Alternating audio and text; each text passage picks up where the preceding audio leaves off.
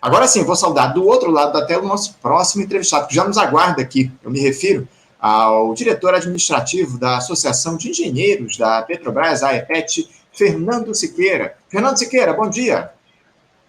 Bom dia, Anderson. Bom dia, ouvintes. Satisfação estar aí com vocês novamente. Satisfação enorme é nossa contar com a tua presença aqui no Faixa Livre. É sempre uma honra te receber aqui no programa, Fernando. Muito obrigado pela tua presença. E a gente queria conversar com você a respeito de uma questão que surgiu essa semana, né? Porque nós fomos surpreendidos, Fernando, pela notícia de que a OPEP, que é a Organização dos Países Exportadores de Petróleo, anunciou um corte na produção dessa commodity, né? Uma diminuição da ordem de 1 milhão de barris de petróleo por dia até o final do mês de maio, deixando de lado as previsões anteriores, aí, segundo as quais os patamares atuais de produção seriam mantidos. Entre os países que compõem a OPEP está a Arábia Saudita, que é um dos maiores produtores de petróleo do mundo. É uma redução bastante significativa, né, Fernando, e que deve provocar efeitos importantes no mercado, fazendo com que o preço do barril se eleve, inclusive forçando a bancos centrais mundo afora a manterem as taxas de juros mais altas por mais tempo, o que amplia o risco de recessão. Como é que você avalia, Fernando, essa decisão da OPEP em cortar a produção dos barris em 1 milhão de barris de petróleo no mundo? O que representa essa redução, Fernando? Olha, Anderson, a ideia é elevar o preço, né? Porque quando você tem a oferta empatando ou superando a demanda, os preços caem. E, nesse caso, a intenção é que o preço se eleve no mercado internacional. De um modo geral, a Arábia Saudita vem sabotando essa elevação de preço. Várias vezes, em vez de elevar, ela baixou. Agora, não chega a ser um impacto muito grande, porque o consumo do petróleo no mundo está na faixa aí de 100 milhões de barris. 1 milhão não representa muito, né? Mas o fato é que o petróleo convencional está passando pelo teto de produção. A tendência é queda, né? Porque não existem perspectivas de novas descobertas nos próximos anos.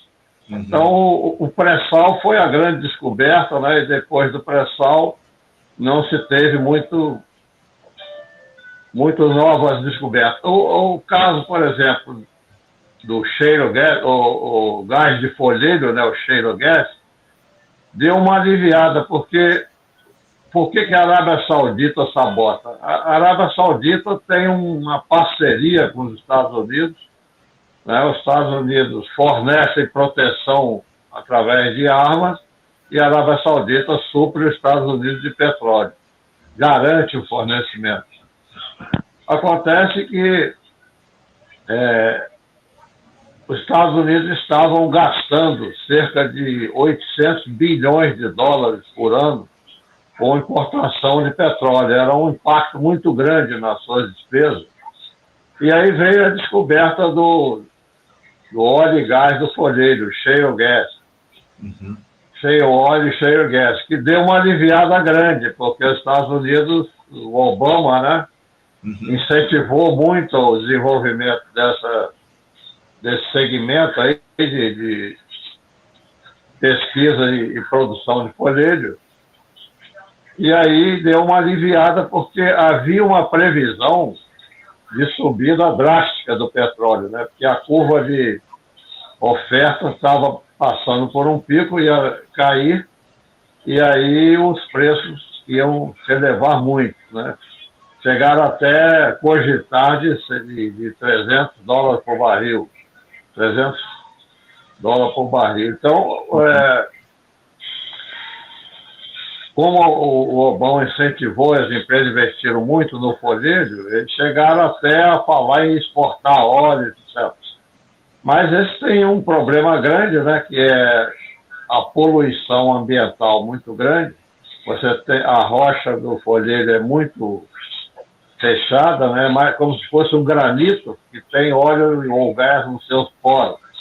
Então você tem que fraturar essa rocha e aí você impacta muito o meio ambiente, você tem um custo alto e a duração muito pequena. Com isso tem que estar constantemente furando novos poços e isso onera o preço, né? Então, quando o petróleo cai abaixo de $60, o folheiro se torna inviável, né? Então, esses pontos todos fizeram, de qualquer maneira, um alívio à economia americana, porque a tendência é chegar a gastar $800 bilhões por ano na importação de petróleo e poderia chegar a valores aí extremamente altos. Então, o folheiro deu esse alívio, mas está cada vez mais tendo dificuldade de exploração, né? Então,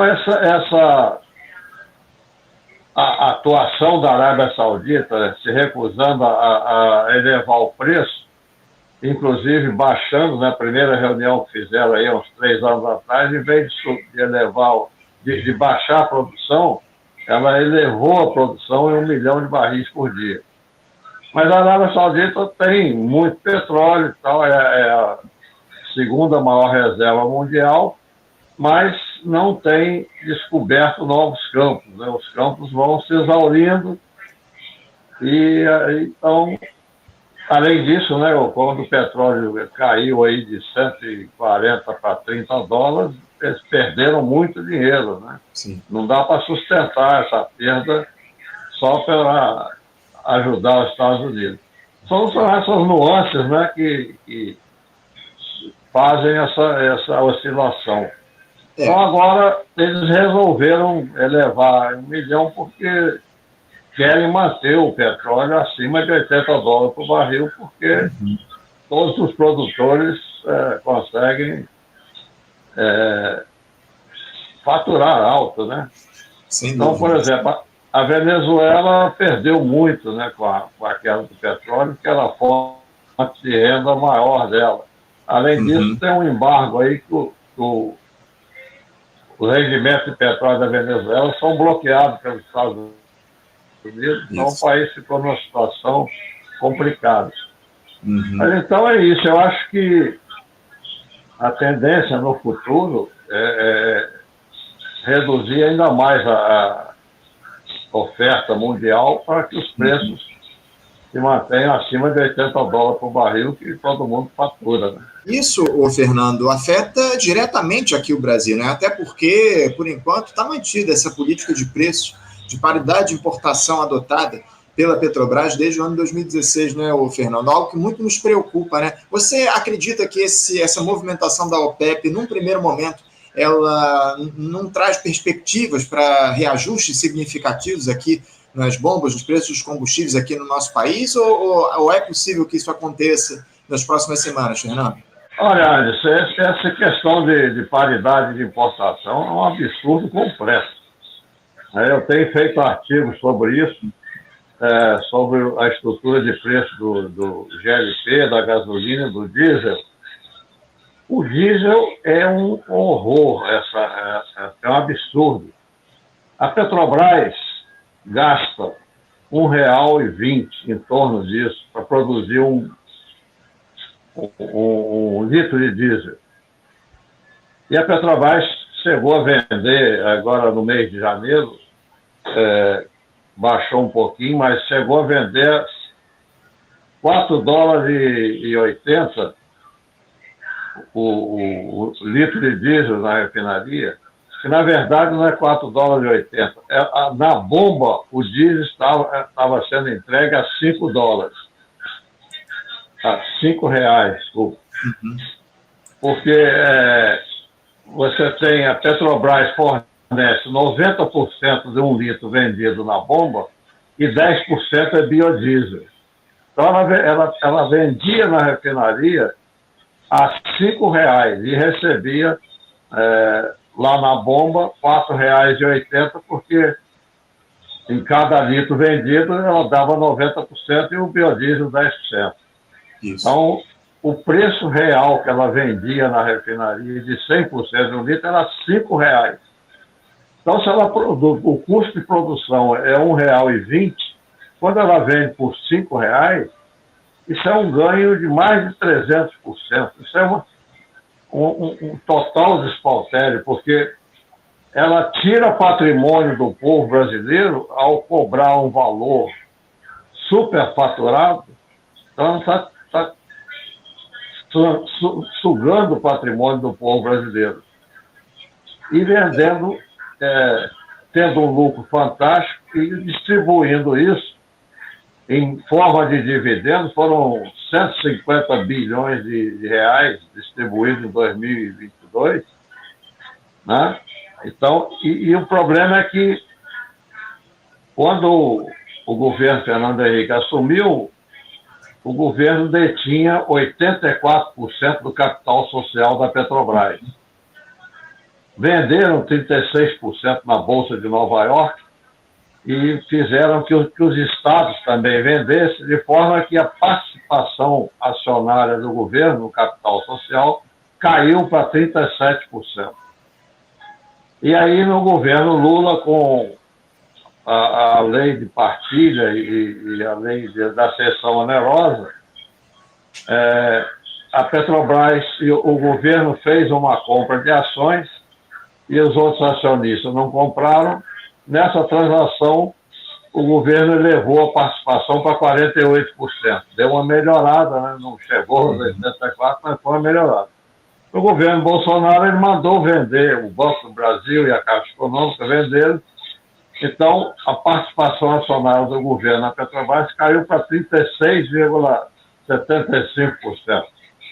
Então, quando você cobra um valor absurdo dos consumidores e você tem um lucro fantástico e distribui esse lucro, você está tirando o patrimônio do povo e entregando a acionistas privados, dos quais 44% já tem na Bolsa de Nova York. Dos 36%, eles subiram para 44%. Então, você está transferindo renda do povo brasileiro, transferindo patrimônio do povo brasileiro para acionistas predominantemente estrangeiros. Mais grave do que isso é o fato de que, pelo o diesel ser o insumo fundamental para o transporte, os caminhões, ônibus, usam o diesel como combustível, então você gera uma inflação por causa do transporte de alimentos, de materiais, de pessoas. Você gera uma inflação, a inflação no Banco Central usa o critério duvidoso lá de conter a inflação através da elevação do juros, e aí a dívida do governo explode, né? Porque o grupo da auditoria cidadã da dívida, o governo pagou no ano passado 1,950 trilhões por conta da dívida, né? Juros, amortizações, rolagem da dívida. Então, você cria uma espiral negativa, né? Você superfatura o diesel, gera um lucro absurdo para a Petrobras, transfere para acionistas estrangeiros, gera inflação. A inflação faz com que os juros hoje são os maiores do mundo, né? Nenhum país aguenta os juros dessa ordem. E aí o sistema financeiro ganha. É por isso que, quando o governo tenta influir na Petrobras, a grande mídia grita fortemente, faz estardalhaço aí, não quer que intervenha, porque o sistema financeiro está por trás dessa ciranda, né? Sem dúvida. O que foi feito, o que tem sido feito com a Petrobras ao longo dos últimos anos é uma verdadeira indecência. O Fernando, a gente tem trazido um atentado contra a economia popular, o que a gente vem observando ao longo desses últimos anos, no que diz respeito à nossa principal estatal. Essa é a grande verdade. Agora, Fernando, eu queria mudar um pouquinho de assunto, porque nessa quarta-feira, o Sindicato dos Petroleiros aqui do Rio de Janeiro, o Sindipetro RJ, ele está promovendo um ato na sede da Petrobras, aqui no centro do Rio, no edifício Edcem, a partir das 12 horas, meio-dia, daqui a pouquinho, cobrando que todos os ativos à venda da empresa, da estatal, da Petrobras, sejam retirados oficialmente do rol de privatizações, algo que ainda não foi feito, Fernando. O sindicato ele se refere à Petrobras Biocombustíveis, a PBio, e à transportadora brasileira Gasoduto Bolívia Brasil, a TGB, e a transportadora sul-brasileira de gás, a TSB. São ações fundamentais, importantíssimas, Fernando, até para mostrar que o governo Lula está comprometido com a empresa e a soberania nacional. Agora, por que a Petrobras ainda não tirou a PBio e a TGB e a TSB da lista de privatizações, ô Fernando? Será que é só por conta desses bolsonaristas que ainda estão infiltrados lá na administração da empresa, ou há realmente o interesse de se entregar essas subsidiárias? A coisa está um pouco complicada, né? Porque o Conselho de Administração da Petrobras tem uma paridade com o Banco Central, né? Tem uma autonomia, né? E os conselheiros não são pessoas nacionalistas, são controversos. E o próprio presidente, como a gente já falou aqui, o presidente era lobista do sistema do cartel do petróleo, né? Então, inclusive eu vi ontem um noticiário que o Lula está muito insatisfeito com ele. E deve ficar mesmo.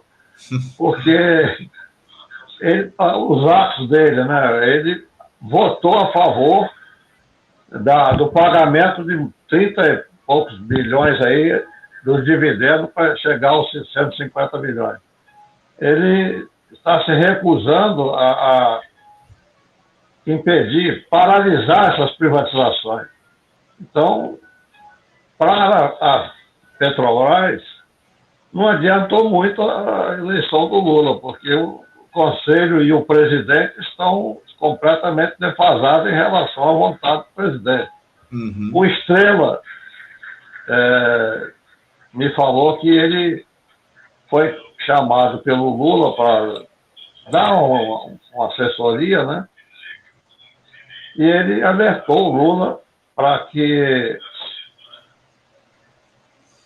fizesse uma medida provisória alterando o Conselho de Administração, né? O regulamento, o regimento interno do Conselho de Administração, porque o Conselho de Administração está muito independente do presidente. E o Lula prometeu a ele fazer as duas medidas provisórias para poder corrigir isso. E a Petrobras é uma empresa governamental de alto interesse nacional e a possível locomotiva da recuperação do desenvolvimento nacional. Então precisa que o governo tenha uma ação sobre ela. E aí o Lula prometeu e uma semana depois o Estrela recebeu uma ligação dizendo que, dado uma assessoria do governo, dizendo que não era conveniente fazer essa medida provisória, justificando, né, que não... Ou seja, há pressões que estão ocorrendo aí em cima do governo,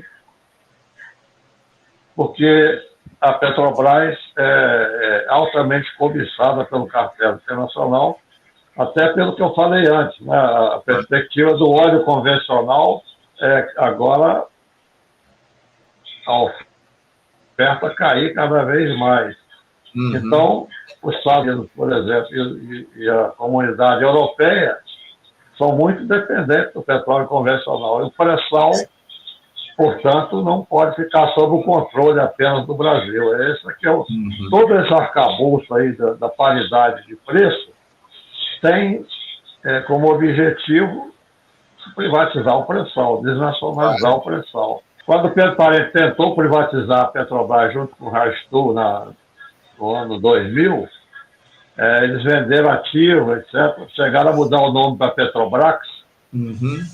Foi interrompido esse processo pela eleição do Lula. Quando o Temer assumiu, segundo o Intercept Brasil, ele foi aos Estados Unidos 4 ou 5 dias depois obter instruções de como entregar o patrimônio nacional.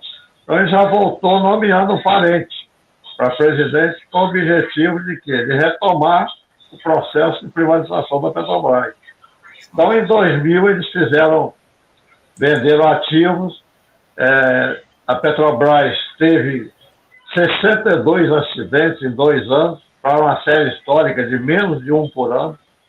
Então, na gestão Rastuto, teve 62 acidentes em 2 anos, visando jogar a empresa contra a opinião pública. E aí o Parente mudou a tática, passou a criar esse PPI, Preço Paridade Internacional, exatamente para jogar a Petrobras contra a opinião pública e privatizar. E aí começou a vender ativos, né, com o objetivo de enxugar a empresa para ela ser adquirida aí pelas empresas americanas. Esse é o objetivo todo desse arcabouço aí de preços absurdos, né? A gente tem autossuficiência, não precisa depender do petróleo internacional, do dólar internacional no petróleo. Então, o diesel, que hoje está sendo vendido a R$ 4,50 na refinaria, podia ser vendido a R$ 2,40. Então, cair para menos da metade. O GLP é outro absurdo, poderia ser vendido por R$ 60 o botijão. A gasolina está superfaturada. Então, tudo isso é parte de um esquema de jogar a Petrobras contra a opinião pública para poder justificar a sua privatização. Isso vem ocorrendo já há muitos anos, né, Fernando? Essa tentativa de jogar a Petrobras contra a opinião pública justamente para facilitar esse projeto de entrega da empresa. Fernando, eu estou com meu tempo meio restrito aqui. Para a gente encerrar, eu preciso trazer aqui mais uma questão para a gente debater na nossa entrevista. O nosso último tema da entrevista é o seguinte: eu queria falar sobre aquelas denúncias de assédio sexual que explodiram aí recentemente na Petrobras, né, Fernando? Porque a empresa, ela criou um grupo de trabalho na última segunda-feira após aquela revelação de denúncias de assédio, enfim, que teria como missão incentivar mulheres que fizeram relatos de abusos na empresa a formalizar essas denúncias, além, evidentemente, promover um raio-x em casos que já foram denunciados por funcionárias na ouvidoria nos últimos 4 anos. Parece que já foram 81 relatos de assédio e importunação sexual na estatal desde 2009, quando se iniciou o governo Bolsonaro. Recentemente, um funcionário foi demitido após uma denúncia do Ministério Público contra ele por abuso sexual. 2019, né, Anderson? Isso, 2019. Exato. 2009. 2009, um ato falho aqui, obrigado por me corrigir. 2019, quando começou lá esse governo deletério do Jair Bolsonaro. É inacreditável, né, Fernando, que uma empresa como a Petrobras, ela ainda tem esse tipo de situação. Como é que a Repete se posiciona, Fernando, em relação a essas denúncias de abuso sexual na Petrobras? Você posiciona indignada com isso, né? Porque isso representa uma deterioração da administração da Petrobras. É mais um evento que joga a Petrobras contra a opinião pública. E como defensora da Petrobras e do monopólio estatal, a Repete se indigna com isso, né? Porque não tem sentido. Essa questão de assédio existe em todas as empresas, mas tem que ser combatido com veemência, porque isso é um crime grave, né? Então é mais uma deterioração que aconteceu na companhia em função de administradores incompetentes, né? E deterioradores do clima da companhia. É extremamente rejeitável esse tipo de procedimento aí. E 81 denúncias ao longo dos últimos 4 anos em relação a casos de assédio e importunação sexual. É inaceitável, e a gente espera que haja uma ação efetiva da justiça, enfim, para investigar esses casos e para punir os assediadores, os importunadores. A gente não pode mais aceitar esse tipo de postura, ainda mais em uma empresa como a Petrobras. Fernando, eu quero agradecer demais a tua presença aqui conosco no Faixa Livre. Muito obrigado pela tua participação, sempre abrilhantando aqui o nosso programa. Muitos comentários aqui saudando a tua presença. Muito obrigado pela tua participação, Fernando. Eu te desejo um bom dia e deixo o meu abraço forte. Igualmente, foi um prazer participar com você e seus ouvintes aí. Um abraço, Fernando. Até a próxima. Um bom dia. Tchau, tchau.